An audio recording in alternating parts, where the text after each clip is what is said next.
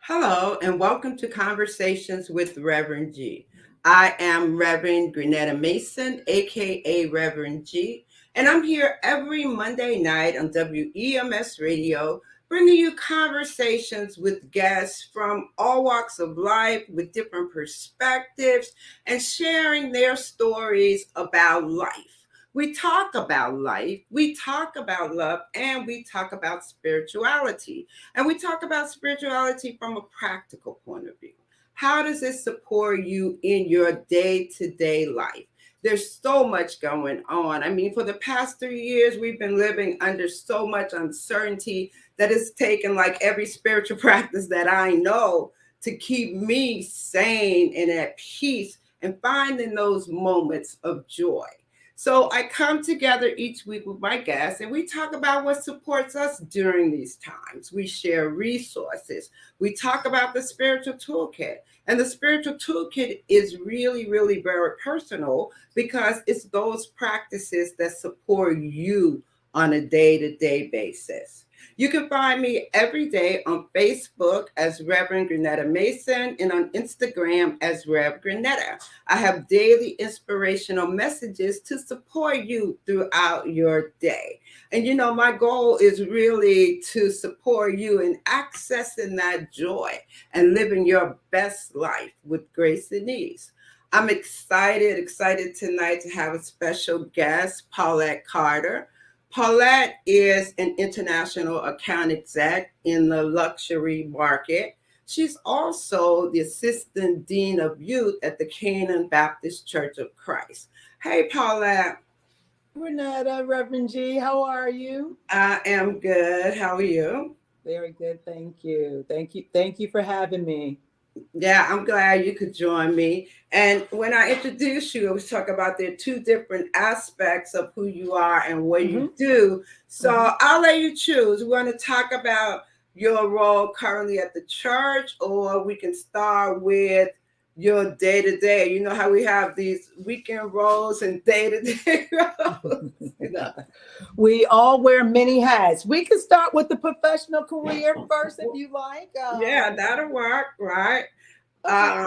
I guess what impresses me is being a Black female and what it must have taken for you to get to the role that you're in now. So give us a little history and a little background on how you started and some of the things that have gotten you to where you are.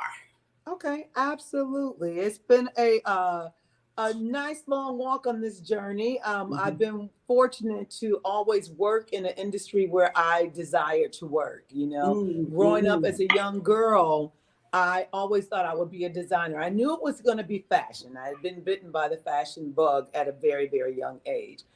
However, I thought I was going to be a designer. Well, it didn't work that way. I went to school for business and I have a knack for numbers, actually. So I went on the business end of it. I went into sales. So I moved from Niagara Falls, New York, upstate New York, to New York City, after school, after college. I went to college in Niagara Falls where I grew up. And then afterwards, I moved here in my early 20s and I started my career path. I started on the buying side of the business first with the Limited.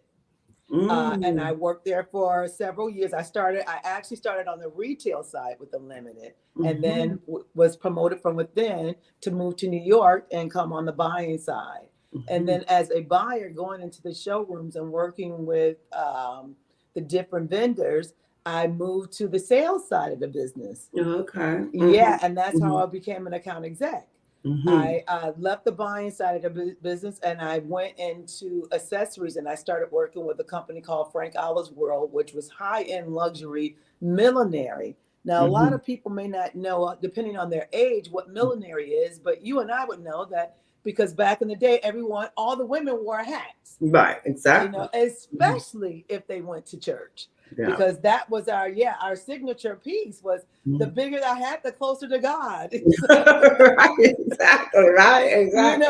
Yeah. And look, Church of God in Christ is still that way now. But Mm-hmm. so millinery, I went into the millinery field, and on the luxury end, where our factory was actually right here in New York City on 37th Street, in between 7th and 8th. Mm-hmm. I again, depending on your history and how much you like fashion or not, if you know, New York City, 80% of our revenue was through fashion up into probably the late 70s, you Mm-hmm. know. And then as the country started to outsource things to China, is Mm-hmm. when New York City lost all the a lot of the manufacturing of fashion started right here in New York City, whether it was a sketch on a piece of paper or whether we were actually producing the garment.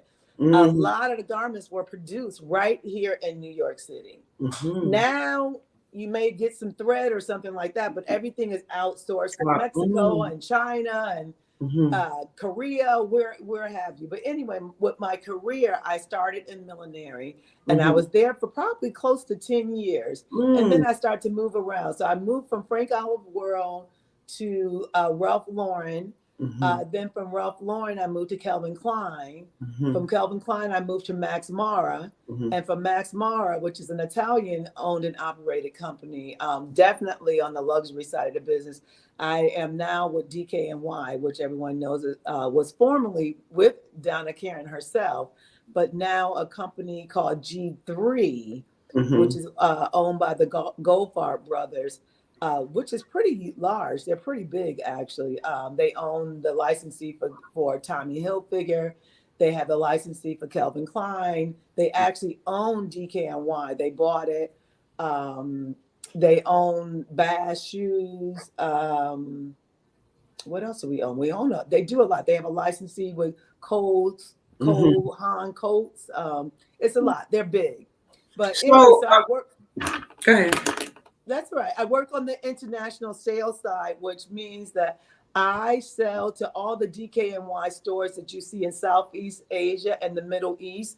If you travel to Dubai and you go into the Dubai Mall and you see the DKNY store, that's my client. I represent them. They come into the United States 4 or 5 times a year. I Mm-hmm. show them my product. We place our orders. We manufacture it. We produce it. We get it on the boat and we ship out. Okay, that's so cool because you led right into. I was going to say, so what is your role today, and how does that play out? It sounds like when we talk about fashion, there's so many aspects of it, right? It really And is. as you said, you thought you would start on the design side, and Hmm. here you are on the. This is like totally on the business side of it, This right? is definitely the business side. As an account executive, an AE, we call it, for account executive, we actually run the business for them. We partner together with the buyer. Okay. We just we pick the assortment. We decide what the assortment is going to be. How Mm-hmm. many dresses do we want? How many shirts do we want? How many pair of pants do we want? What Mm-hmm. the colors are going to be? Mm-hmm. When they will arrive in the store? How much Okay. we will sell it for? Mm-hmm. When it's going to be marked down? When we're going to Mm-hmm. mark it down? If we're going to put it in the newspaper? Mm-hmm. What's going to go in Vogue? What's going to go on Mm-hmm. Harper's Bazaar? What's going Mm-hmm. to go in Elle magazine? That means that we're doing the marketing campaign on it. We Mm-hmm. work with our marketing team. That's our internal side of the business. Mm-hmm. Um, when is it going to arrive in the store? We're actually buying now. I am just wrapping up fall for fall 2023. I Mm-hmm. just wrapped up August, September, October product just Mhm. last week. I Okay. am now getting ready to start working on November, December, January for Mhm. next year. At the end of Right. this year, into next year, into 2024 already. We Mhm. work at least 6 months in advance, but it's Mhm. all a strategy. We Mhm. plan when Right. it's going to hit, how much we Mhm. need to sell at regular price, how much can we allow, can we afford to be able to mark it down Mhm. 15%, 20%, 30%, how much we need to sell at that price point Yeah. to be profitable, because Right. it's all about All profitability, right. as you know. All right. So as I hear you talk about all this, and I see this beautiful black woman sitting here, right? And I Yeah. think, what must it have been like for you to get in this role? Because I'm sure there are not a whole lot of Black and brown people doing what you do, right? And Right. so, talk about some of the challenges that you had then and now, and what does it look like for others to move into this industry? And okay, go ahead. I'll say my next question. Go ahead. Okay. Mm-hmm. That's really valid, and you are right. In my position, there are blacks through most companies. There's not a lot of us in fashion, as you know, Mm-hmm. but in sales, Mm-hmm. minorities are hard to come by because the sales is the face of the company. That's what the buyers and all your management that comes in from the Macy's or the Saks or the Bergdorfs or the Nordstroms of the world, that we are who they interact with is sales. Mm-hmm. So in my career, and it's been over 20 years Mm-hmm. in the industry of fashion and working in sales, I have always been the only salesperson of color in every company. And I just told you some big ones, didn't I? Yeah, you just told Mm-hmm. me some big ones. Yeah. Yeah. Yeah. Mm-hmm. Ralph Mm-hmm. Lauren, Calvin Klein, DKNY, big companies.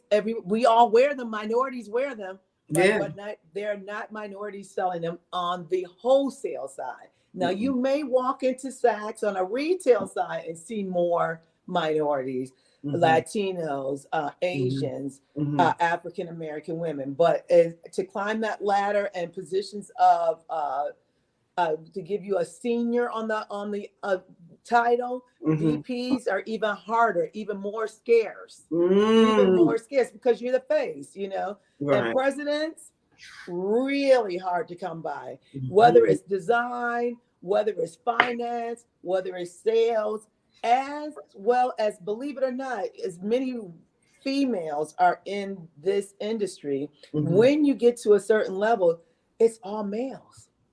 Yeah, that is interesting, right? It's males. Mm-hmm. And Male it's a lot of dominated at the top. at the top. They'll let Mm-hmm. us do certain things. They'll Yeah. let females do a lot. There are definite female VPs, but there are not a lot of female minority Mm-hmm. Mm-hmm. VPs. Mm-hmm. And as you go up the ladder, it gets Mm-hmm. fewer and fewer. Females even start to become fewer and fewer, and because males at the top. Right. Absolutely. So, and as long as I've been in the industry, as I said, I've been in every company that I worked at in the sales capacity. I've Mm-hmm. been the only minority woman. I'm the only minority woman in DKNY right now in international or domestic selling for DKNY. Now, you won't know, you can walk in any Macy's and see DKNY. It's a big company, Right. but I am it as far as a woman of color in the on the sales side of the team. I am it. Wow. And that we wouldn't just necessarily know. You suspect that this happens in the big companies, but Mm-hmm. even from on that level, you wouldn't necessarily know because as you said, it's like the higher you go up, and I Yes. was going to talk about, oh, well, what do you think the impact of the DEI is on this industry, right? And have you seen any kind of strategies or is it just all talk as far as you've seen in your industry? As far as any diversity, Yeah. yeah, I think it's a lot. They need the token and they make sure that they represent us. There, I feel like it really depends because I will say this much. I don't want to sound negative. No. I feel like we have to represent ourselves and we have to help each other. So I do.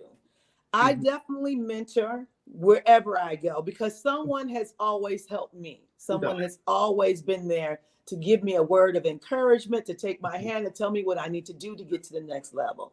So Mm-hmm. I feel that it is my responsibility to give back. Mm-hmm. In all aspects of life, it is our responsibility to give back.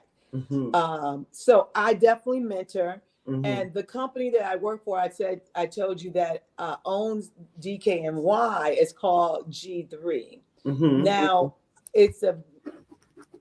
I don't want to say quiet as it's kept, but it was quietly kept. they did give $300,000 to the United Negro College Fund. Mm. And I sat on the committee actually to help come up with the 10 scholarship recipients Okay. Mm-hmm. of that $300,000. Again, we have to just dig. You have to ask questions. You have Yeah. to ask. I actually still have a mentor. It is a female. She's not a minority, but she is a female Mm-hmm. within the company. Okay. And I feel like you're never too old to learn. Yeah. You're never too old to learn. Mm-hmm. So I feel like there's always somebody who knows more than me that can help me on my journey, on my walk, make my life easier, Mm-hmm. actually make help, which brings happiness to us, Right. right? Yeah. The easier the life is, it makes us happy. Yeah. I was So, thinking about that too because when they talk about having a mentor or a champion or somebody that's bringing you along, mhm. that was you have somebody there with you, right, each time, or were you just hitting the wall, you know? Well, I've had there's another association called the Black Retail Action Group. It's BRAG for short, but it stands for Black Retailers Action Group. Mm-hmm. When I arrived in New York City, it was one of the first groups I was familiar with, I learned about, and I joined it right away.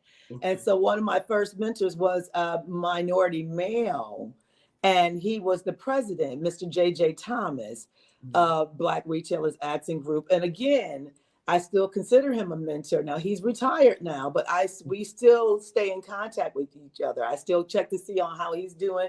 He reaches out to me to see how I'm doing. And when I want to know something, I reach out to him for Mm-hmm. information. Mm-hmm. Another friend of mine who was a mentor, but more family to me, which you actually know her, is Miss Renee Hunter.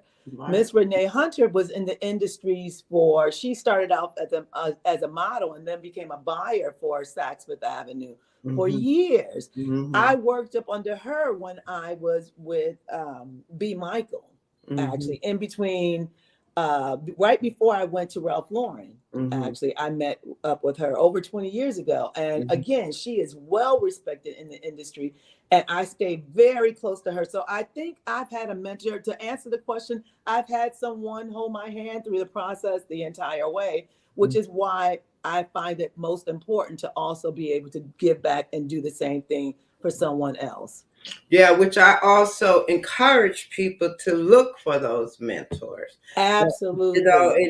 And encourage them to look for someone to support them and give them the feedback because it really can be challenging navigating your way through the whole corporate world, and no matter what industry it is, right? We have Absolutely. the same challenges in navigating. And I know, as you said, the part we see, it might look like that, oh, they have these minorities sprinkled here and there, but really, as you really get to the top of what's really going on, right?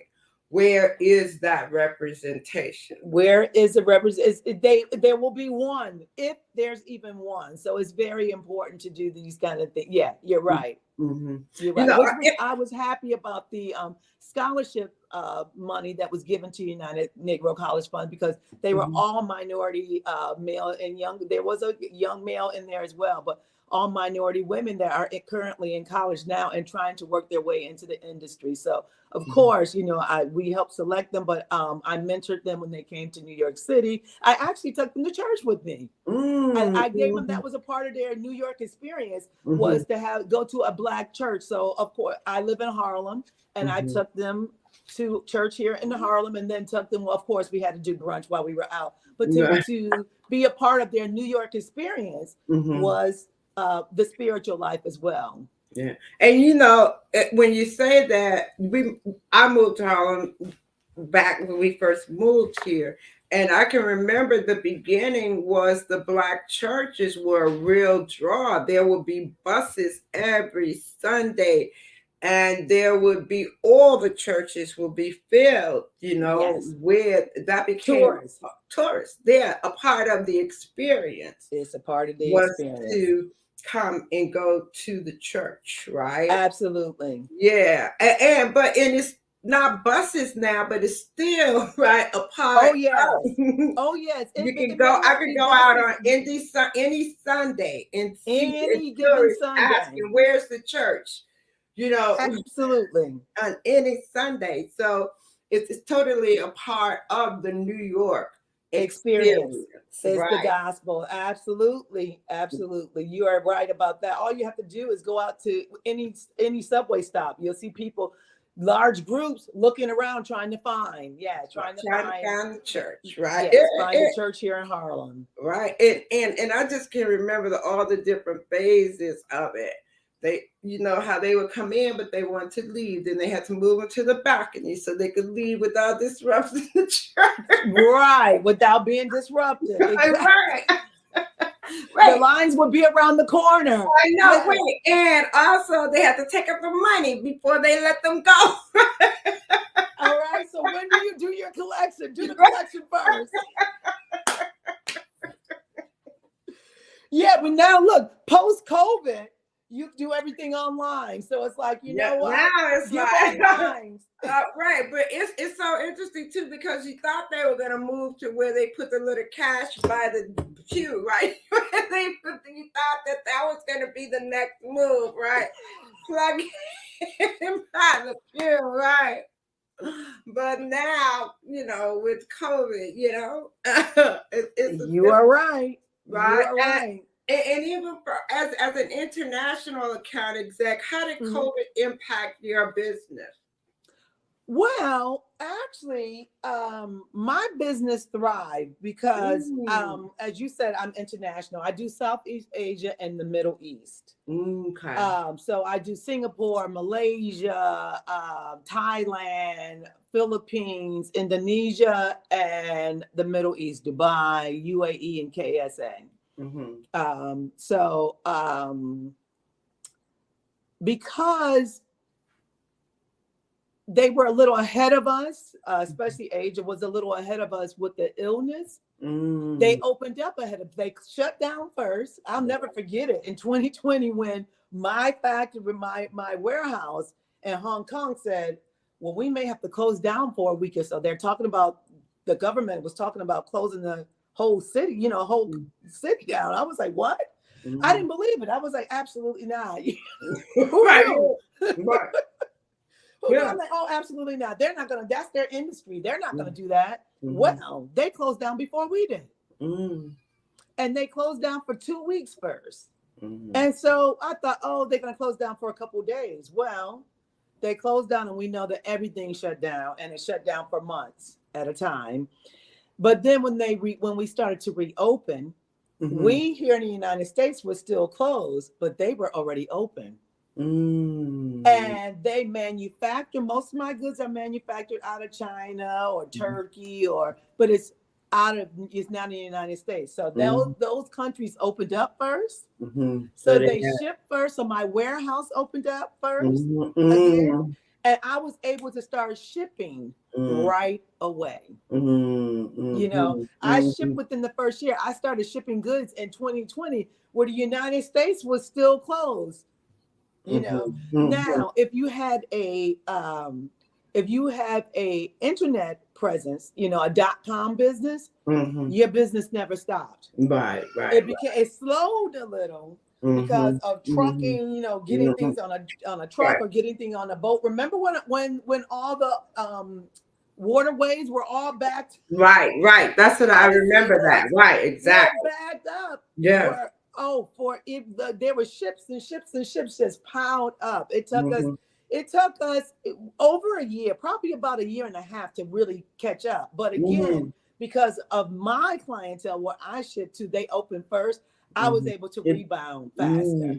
I also have an internet presence. China's business boomed on the internet. Their internet business became their number one store.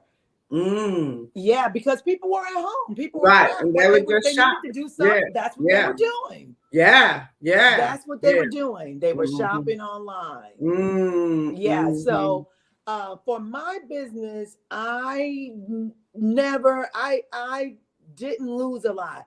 2020 was difficult Mm-hmm. 2021 was better. Mm-hmm. 2022 is even better. Mm-hmm. And I'm hoping, as a matter of fact, for my company, and well, I was getting ready to say maybe I shouldn't say it, but I can say it because we're a public company and this is Mm-hmm. already we've already Okay. had our year end financial meetings. Mm-hmm. Mm-hmm. 2021 Mm-hmm. was a record breaking year because we worked from home and we were very profitable. Mm. There, it was one of our, when I say record breaking year, meaning profitability. Mm-hmm. Mm-hmm. Hmm. And Because it everybody costs work less. from home. That's right. It costs less money to make the same amount of money. So it became more profitable because it costs you less to do it. Yeah. Yeah. And Interesting, they'll look right? at those numbers, right? And see how, because people don't really want to go back to work and work in In the office person. That's in right. They person, don't want to go right? back in person. They want to work hybrid, which But yeah. we did for a while. But Mm-hmm. again, because I have to, I show live product.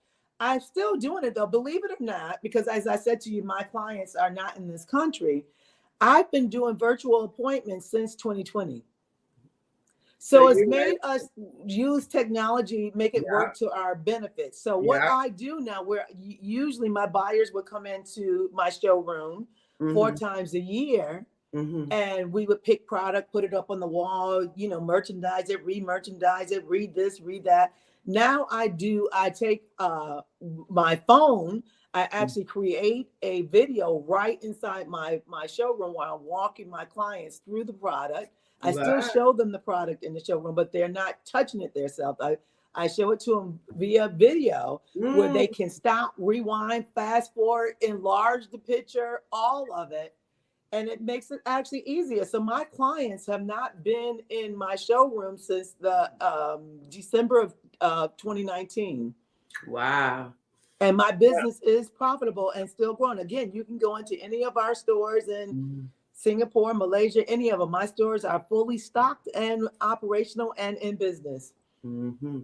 Yeah, that is, it's interesting the impact in different industries, different jobs that Mm-hmm. the whole COVID situation had. Mm-hmm. And that's good because we could shift into the impact that it had on people. And I think that people are still, right? Oh my God, right? Yep. Oh, and then you think, what is going to shift? What is going to cause a shift? What is going to cause it to, and I also feel that I've been here and things do change over time, right? There Absolutely. were the Absolutely. 60s. I was around when Martin Luther King was killed and all of that, and we had all of Mm-hmm. that, and we moved out of that, right? So I have hope and I believe the shift, right? In Yes. that time, we'll move into different spaces and better places. In the Absolutely. meantime, keep it sane because this was like really very challenging for all of us, right? And that's what Yes. I talk about, like, the spiritual practices and how spirituality plays a role in your life. So, why don't we talk about, take this time to talk about, give us your spiritual journey. You were born and raised in the church, and how you got to the point you are now as the assistant dean of youth. Okay, absolutely. Yep. Well, you hit it right when you said born and raised in the church because we, as most of us African American, if you have any kind of Southern background, you definitely probably 90% of us were born and raised in the church because I I didn't was even born and realize raised I here in said that, right? right, born and raised in New York State, but my family is from the South. So I grew up like a Southerner. My grandparents lived down the street from us, from my Mhm, mother, from us. We lived three mhm, doors down from my grandmother and mhm, grandfather. So they were really instrumental in my life. It was like having two sets of parents, and they had that Southern background where, it is church. Maybe I wasn't in there all day long, but mhm, it was definitely every Sunday. And every Easter you went back because you had to do your little poems and everything. And every Christmas you went to 6 o'clock service in the morning, and then you would go back, mhm, again in the afternoon, and you did all the plays and so on and so forth. So yeah, I grew up knowing, learning how to pray, learning how to say the Lord's prayer, from Mhm. Matthew 6, Right. learning the 23rd Psalms. Mhm. We all know Mhm. these things. These are things that gets us through life. As a Mhm. child, you feel like you got to learn it, but as Mhm. an adult, you apply it. And Yes. there's your difference right there, That's that you different. have to, Yeah. to the scripture says, and I believe it's Proverbs 22:6. Don't quote me, but I know it's in the 22nd chapter of Proverbs. It says, Mhm. raise up a child in the manner that you should, and when they are old, it will not depart. Mhm. What that is, all that is saying is, raise up a child in the way that you should. Teach him what he needs to know about having a relationship with God. When they get older, meaning it won't depart, it doesn't say that we're going to be the perfect child, we're No. going to be the perfect person. But Mhm. what it's saying is, you're going to think about what you were taught. Mhm. All Mhm. right. You're going to think about it at least once and think about what you know is right. Mhm. Mhm. Okay. And Mhm. Mhm. hopefully apply it, because when you know better, you do better, or Right. you should anyway. Mhm. Okay. So Mhm. I truly am a believer in raising up a child, not force feeding them anything, because if that's what all you're giving them, that's all they know. Right. Right. Right. Right. And Right. so it's a part of their life, and it's good to them because that's what they know. So Mhm. if you do it at an earlier age, you don't have to break a bunch of habits. That is their habit. Mhm. Mhm. And then as we get older and we see the need, you get exposed to the need to have a spiritual life, to know how to say, Lord, have mercy, or Mhm. Lord, I need you, or Lord, it is me, do you hear my call? Mhm. Mhm. You Mhm. don't know how to pray or call on God unless you know God, unless you've been exposed to him. Mhm. Mhm. Things that you haven't been exposed to, you can't do it, you Right. can't try it, you Mhm. can't apply it because you don't know it.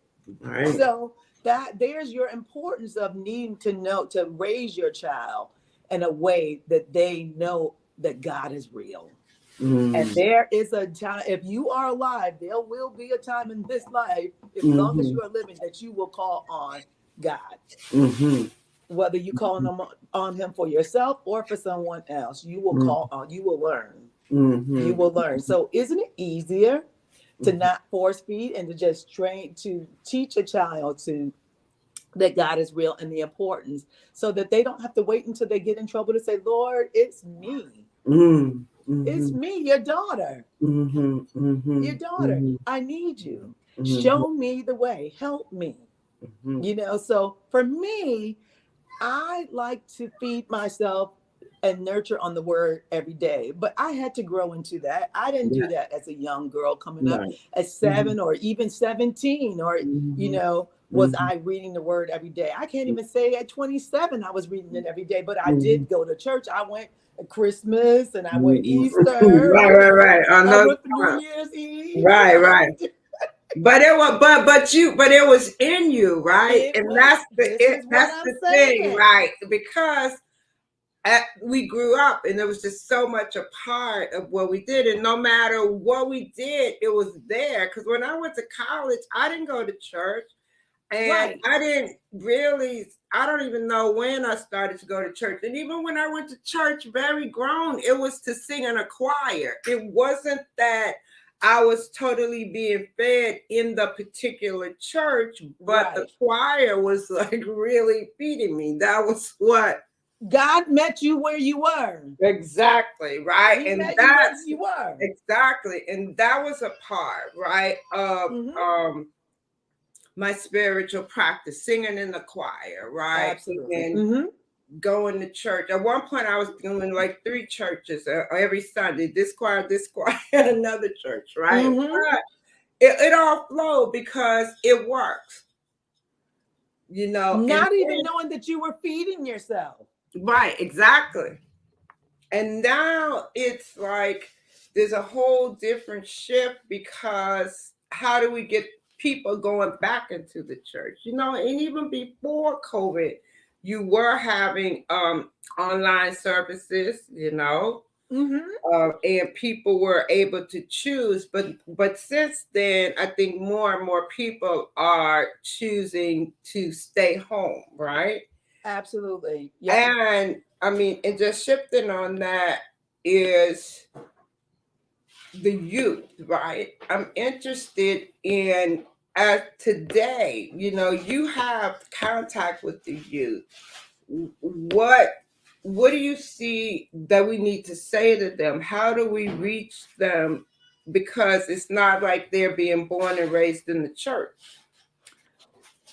This is true. I think this has been an ongoing problem. Oh, I shouldn't say problem, but an ongoing issue. And I don't think it's going to go away, because if you think back when our parents were raising us, it was the same thing. How do you engage with the youth to get them interested and keep their interest? Because you get to a point, like Mm-hmm. I teach, and I am a church school teacher currently. Oh, okay. And I also I sit on the youth board, which helps all the ministries, youth ministries in the church. We are the liaison between them all, and we keep all their schedules together and that kind of thing. But I also teach church school. Mm-hmm. And the age group that I teach is in between 13 to 18, which is, we call it the in teens. Okay. That is always the age group that you have the most difficulty with. And the reason I say difficulty is how do you keep their interest? Because that's also the age where they're becoming young adults,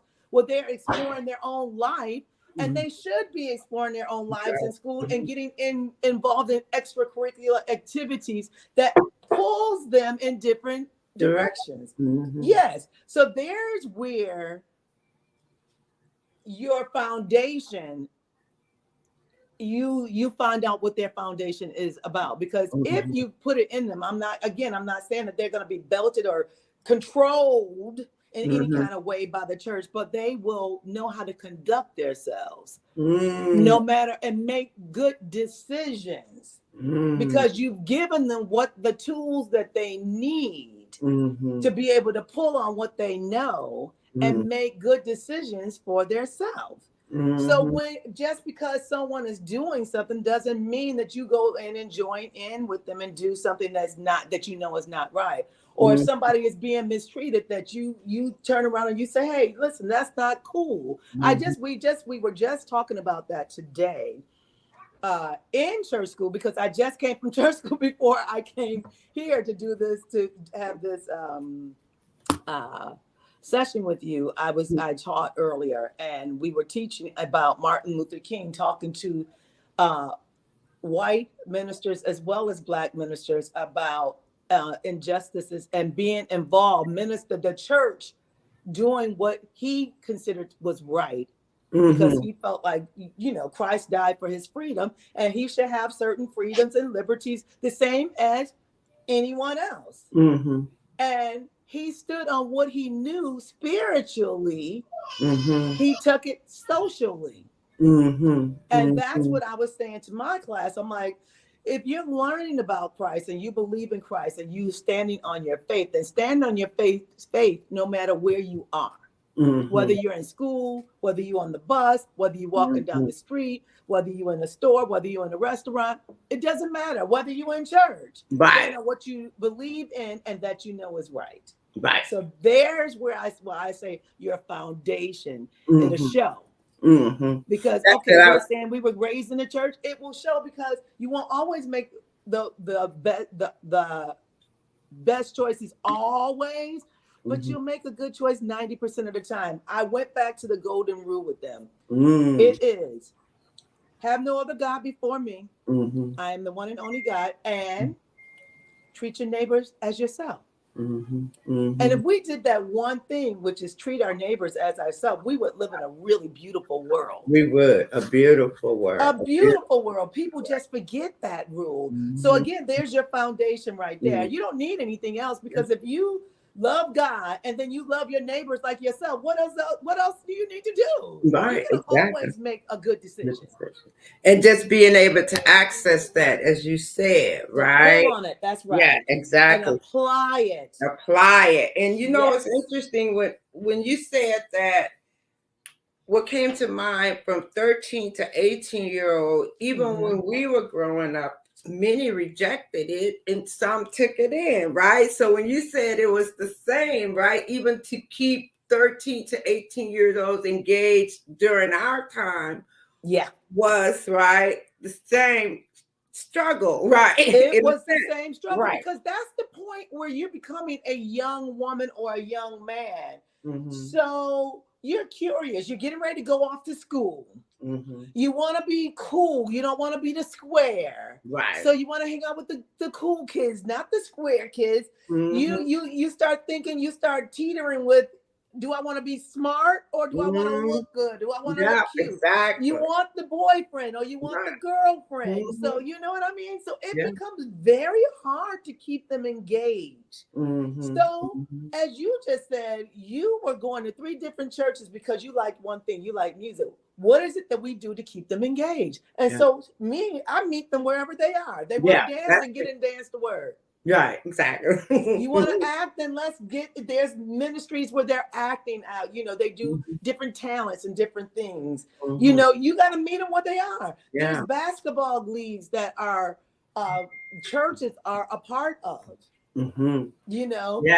Yeah. I you got to meet them where they are, wherever it is. I always take my children. I don't take them every year, but usually within about every 3 years or so, I do a trip. I've taken my kids to Niagara Falls twice, to my mom's church and Mm-hmm. the church that I grew up in.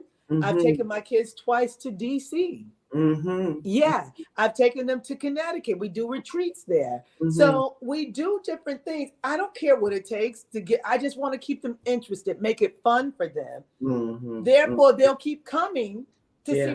what I have to offer. What Mm-hmm. is it that she's going to be doing now, and what are we going to be working towards? And there's so many, and that's beautiful because there's so many things competing for their attention, even more with social media. Where so Absolutely. we didn't have the same so much going on pulling Right. for our attention. So it really Right. takes a lot to get them engaged and keep them And engaged, keep right? absolutely. Uh, You have it. You hit it on the nose, definitely with social media, because at our day and time, we had to physically leave our house to go be social, to socialize. These kids have it in their hand, and they have it in their hand 24 hours a day on a yeah, telephone. yeah, Everybody's busy getting kids telephone at 7 or 8 years old. yeah, No. right. And if you do have to, because if you're a working parent and you need to Mhm, um, monitor where your kids are and know what they're doing or have mhm. contact with them, so you have to give them a phone. You can't cut off all of that kind of stuff Right, and just keep the phone so they can make a call to you, right, or you take the phone away. You're not coming to my dinner table with a phone, that's for sure. right, right, right. It, Yeah, it, so you it have to be, starts, it's up to the parent to be the parent as well. yeah, it falls with the parent also, absolutely, and how you raise your kids, right? And I look at a lot of the newer parents though too are, as we move into the space of spirituality and what's the best way to introduce spirituality and God to your children, it's Hmm. around what you're saying about love. It's about Absolutely. respect, love your neighbors, how you treat people, and in teaching them those basic life qualities, That's right? right. That's giving them that foundation, That they right? need. That they need and that will serve them. So I see that as a, a part of how parents are introducing, spirituality and Yes, the church. fundamentals, planting the Exactly. spiritual seed, as I like to say Exactly. it. Yeah. And because some of the seed falls on rocky parts, the Yeah. parts that where the weed eats it up fast. Yeah. Some of it is on good ground and it's Hmm. water and it nurtures. Yeah. Some of it Absolutely. starts to grow really fast. Hmm. And then, like I said, the weed comes in and grows over it and eats it, and it eventually eats it up. And then some of it stays where it grows and it grows and it blossoms. Yeah. Some of it falls on dry soil and it never catches hold. So it's Exactly. But all it's out about there, right? us planting the seeds. Yes. Yes. Us planting the I was seeds. singing that song this morning. This is my season, right? There you go. It's my season. Yeah, for grace and Grace mercy. and mercy. Yes. Hmm. Right. And so yeah, like we also talk about, I talk about the spiritual toolkit, right? And I talk about it too because also when I think about mental health and mental health in the Black community and mental Hmm. health among us, Mm-hmm. We need support. We need Absolutely. so much. And it's not always possible for to say, oh, go get a therapist, right? Right. That's not, yeah, we could say that, but what's the access? Who's paying Right. for it? How many therapists are out there? How many Right. even Black therapists are out there that you feel you can relate to? We have to look Right. at the entire picture. And Right. I totally say get help however you can. But as a system, right? Mm-hmm. How does that whole thing work, right? So, in talking about the spiritual toolkit, I talk about those practices that you could do with yourself that are accessible to you right now, right? And when Mm-hmm. I do affirmations, I talk about all these ways, right, for you to bring yourself a sense of peace, a sense of clarity, a Mm-hmm. sanity, right, in an Mm-hmm. insane world. So the spiritual toolkit is very personal because Absolutely. different practices work for me, different ones work for you. Mm-hmm. So each one of my guests I asked to talk about what are your top spiritual practices and how do they support you? Oh, the light went out, right? I wonder if her battery. Oh, there you are. I was like, that Yeah. light went out. Yes, that's because a call tried to come through. So I Wow, apologize. no problem. Um, my in my spiritual toolkit, Hmm. I think gratitude is how I start my day every day. Hmm. I had to learn that. And it was not because I had any kind of bad lessons or anything like that. I think it's because I probably had such a good life that I've learned that when my eyes open, I say thank you God. Mm. You know, that I Mhm. start with gratitude. Thank you God for Mhm. waking me, for Mhm. this a new day. Mhm. It is a Monday evening, Mhm. but it's a Monday that I've never seen before. Yeah. I've not lived that Monday. So thank Mhm. you, God. I've Mhm. learned to start because I've had such a well balanced, almost like my life is sheltered, like I'm chosen for something. I don't know what that something is yet, Mhm. but Mhm. it's been so good. Not by like, I'm not a uber millionaire or anything like that, but I've had a real easy life. My Mhm. life has been Mhm. blessed and Mhm. anointed. Mhm. My grandparents lived until in my 40s. Mhm. I know some people, their parents didn't even live till they were in their 40s. Yeah. You Yeah. know, Mhm. I was with my grandparents this long. Mhm. The people who nurtured me and helped give me these things. So they've taught me how to say thank you, Father, Mhm. Mhm. with my blessed life that you've given me. So I Mhm. start every day with gratitude, with saying Mhm. thank you and just a quiet, simple prayer. Mhm. Another thing that I like to include in my spiritual walk is that I start my day with the daily word. I get it Mhm. delivered. It comes in a book. It has 2 months at a time. It's a Yeah. small little book. I get it in big print. You can get it. You don't even need it in print if you don't want. You can get it right online. I Mhm. still like paper. I'm old school, but I Mhm. start my day off with just that little scripture because, like you said, it gives you an affirmation at the end. And the affirmation is always biblical. It's Right. scriptural. It's Right. coming straight out of the Right. word. It's not something Right. that somebody thinks is a fancy, Mm. cute little way of saying something. Mm-mm. This It's is straight out the word. scriptural. This is Right. facts. This is God's holy word. So I Mhm. start off with that. And Mhm. then probably my third practice that I do every day, Mhm. these are things that I do every day, is I feel myself, I start with some gospel music. Gospel means the It's good so word of good. Jesus Christ. So I Mhm. start Mhm. myself off Mhm. with the With good that. word Right. Me every too. day. Even on my worst day, I Mhm. start off with a little song or something Mhm. that can make me, it just puts me in a mentally where I need to Mm-hmm. go Mm-hmm. forward, because I don't know what's out when I walk out that door every day. I don't know what's out there, what's waiting for me, what I'm going to run into, what I'm going to be exposed to.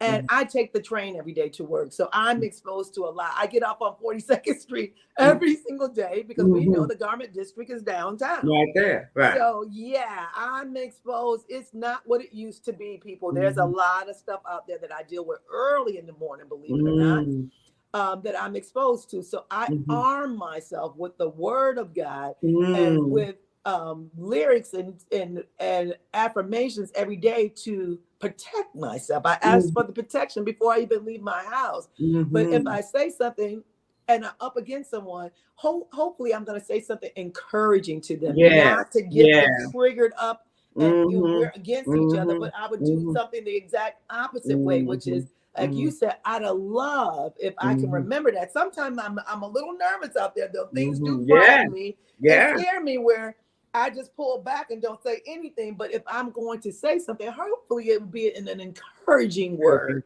to Right. give them Exactly. some hope, because I know I have hope. Right. But Right. hopefully Right. it'll give them some hope Mm-hmm. that things will get better, that Mm-hmm. everything is going to be all right. And I'm doing that because I'm giving myself a little word and a little gospel music to make me feel better, and hopefully I can pass some of that Better. along. Yeah, and I But was thinking of, as you said, because it's the energy. When you're walking out there, with a certain energy, just a smile sometimes absolutely. can make a difference, right? And that just like what energy forces around you. And I know what you're saying too. You have to have that like protective, right? Armor, Yes, right? You walk out there ready because you have to be aware it's changed, right? And I'm it is blessed too that I could totally just walk changed. or take the bus. I haven't really been in the subway as much since 2020, right? Mm-hmm. And I know that it's a whole different world down there, right? And It is. everything is, but we have to walk in faith. We have to walk Absolutely in not by fear, knowing, not by but fear, by faith. living our life moment by moment, right? And Absolutely. enjoying it as Absolutely. we go along, right? And, Absolutely. and I talk about, my thing is about joy and life is, I understand that there are moments, right, that we Mm-hmm. all will have, but just being able to access the joy, it's available to all of us, right? Apps is available. So that's our responsibility and our duty as people who are saying that we are following the carpenter, that we believe in Jesus Christ, is that you don't have to preach it. No, You're, as you said, the aura, the energy that we put out there, yeah, it speaks for itself. What we say, our walk should match our talk. right, exactly. So to Right. your point, a smile. Sometimes people are so busy trying to ignore somebody who needs some Mhm, help. mhm, I'm not homeless because I want to be homeless. Maybe right, there are some people out there who made some mistakes, but not everybody out there is a bad person that is homeless. And right. just your smile helps them know that they are a person, they are alive. I see you. Mhm, I see you. So mhm, I do mhm. that. It depends on how you respond back to me, how much I engage with you. If you Right, respond to me exactly. in a positive way, then Right. I'll come even closer. I may Mhm, even open my purse now. Like you mhm, said, things have changed. I don't right, open my purse on the subway. right, I don't right, open myself up to danger, but I right. try to keep a dollar or some coins in my In the pocket that I pocket. can give. Mhm, But mhm, depending on how the person responds to what I put out there, I will mhm. even open my purse to help if I Right, can. right. We had this thing where I'm doing like this Bible study with my brother and sister. We do it once a week. Mm-hmm. So during December, we were just giving money to strangers, Mm-hmm. right? Mm-hmm. And they didn't necessarily have to be homeless. There was just You're whoever paying you it felt, forward. yeah, whoever you felt like giving money to. And Mm-hmm. it was amazing to sit on the bus and just give somebody some money and walk off. And they were just like, oh my God, right? And it was just, I just was just each day not sure who I would give it to. One day I took like two pair of shoes and there was a lady up there. I gave them to them. So just the way of doing, as we said, supporting, because I walk by 125th Street every day and it is awful, Oh right? yeah. Yes. Awful, awful, awful. And I see it, and each day as I'm walking, I am praying for them. I'm like, oh wow. Just that whole thing, because I would have to pass out money continuously with the way the situation has shifted there. But Yes, it absolutely. reminds me too, also seeing all of them, of how blessed, that I We are. This is what I'm am. And saying. I know I'm blessed. yeah, right, to see that the whole shift, right, Yes. in what it looks like. So Yes. it was something else that I want. One other thing, because time is flying here. Have you seen, okay, so we talked about mental health, and I know you work with youth, right? Yes, On ma'am. that front, so what kind of things do you guys have in place, or have you seen a shift in them since before and now? Um, Not really. I was, you know, a little bit aware of that because I haven't seen it in my youth, but I've seen it in some of the millennials, the people who are Mm, in their early 30s, late 20s, early 30s that I work with. Those people are mm. having some definite anxiety. Oh, okay, okay. It's Some the definite older, right? the Okay. older my Mm-hmm. kids and younger, the I teach the in teens. We have juniors, we Mm-hmm. have primary, and we have even pre-K. We go all the way Mm-hmm. down. We start our classes as young as 5 and we go all the way up to 18. Mm-hmm. I don't see it in that age group so much as them not being able to cope with things that are going on, but I see it stressful people like the working age, like the millennials are Okay. definitely Mm-hmm. struggling. Right, They right, right. they are struggling. They again, we were talking about the social media. Mm-hmm. Those kids were the beginning of that social media craze. Yeah, yeah. Um, and so what they've done, this is just my observation. I may not be right, but what I Mm-hmm. see is that when you have that phone in your hand and you're comparing yourself Mm-hmm. to others every day, all day, how do you feel good about yourself? Yeah, that's I it. feel good about myself because I know who I am. I Right. didn't come from a social media Right, age. exactly. I can communicate, I can talk. These Mm-hmm. people can't even talk anymore because they don't have to. They do it, they writing, they're using their thumbs all Yeah, day, yeah. on Yeah. a cell phone and Right. on social media. No, Yeah. I can actually have a conversation with you and learn to converse and not compare myself because I feel like again I have a good life. I don't compare myself to anyone, and I feel like some of this anxiety is because they feel like they're not Yeah. living up Mm-hmm. to To something. what everybody, what the Mm-hmm. Jones. We had the Mm-hmm. same thing because it was Mm-hmm. don't try to keep up with the Yeah, with Joneses. Joneses. Right, right, right, right, right. Okay. Right. But it was not, now it's triple fold. I mean, Mm-hmm. like everything is instantaneous Yeah, now. There's exactly. no working for anything and then proving yourself. Right, They want everything instantly. right. Everybody wants to be an influencer. That's considered a job now. Yeah, you got one or two people who made millions off of it, but that's not how you're gonna make your money. People, Yeah, stop fooling yourself. yeah. Go get an education. You do. So, If it doesn't work, at least your education right, pays off. Come right, on yeah, now. yeah. Well, So I am really excited that you are able to join me today, right? And to absolutely. share your story and the things that you are doing.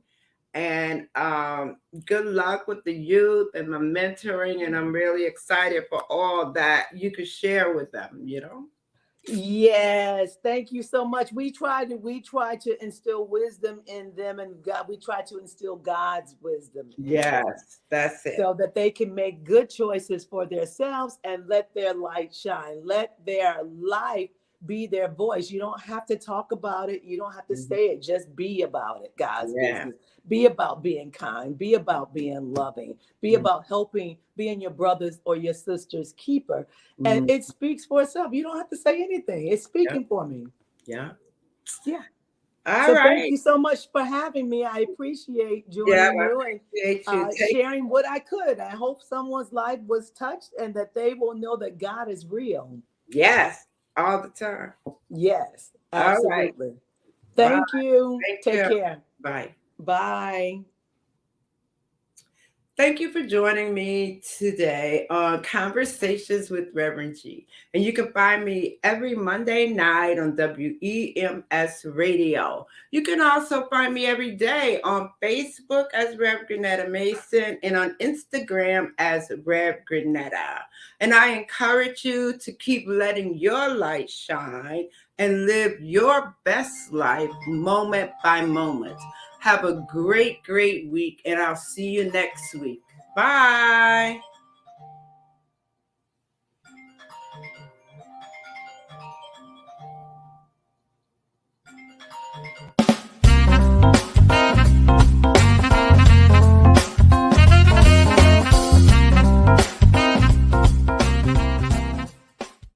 No, no, no. I'm good. I have this other person I'm about to interview at 3 o'clock. She was the one calling me. Okay, I'm gonna call you back. Okay. Bye. Prophet.